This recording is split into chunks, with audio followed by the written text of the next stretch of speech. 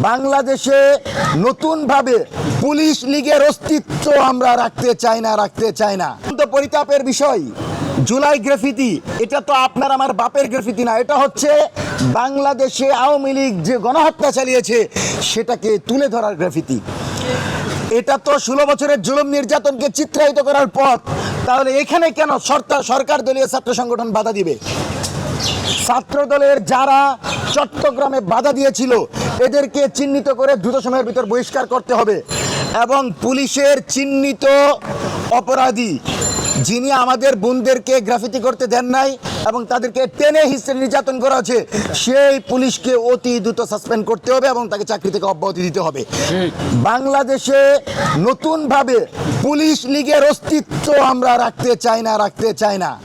পাশাপাশি পুলিশের বর্তমান আইজিপি তিনি অত্যন্ত চমৎকার একটি কাজ করেছেন। তিনি ইতিমধ্যেই ঘুষ না নিয়ে টাকার লেনদেন ছাড়া কনস্টেবল নিয়োগ দিয়েছেন এবং মানিকগঞ্জে আমরা এটার প্রতিফলন দেখতে পেয়েছি। সেজন্য বর্তমান আইজিপিকে ধন্যবাদ এবং আমরা আইজিপিকে বলবো পুলিশের মাধ্যমে সাঁড়াশি অভিযান চালিয়ে বাংলাদেশের যে কোনো প্রান্তে ইন্দুরের গর্তের ভিতরে যদি ছাত্রলীগ লুকিয়ে থাকে তাদেরকে গ্রেফতার করে বিচারের মুখোমুখি করেন।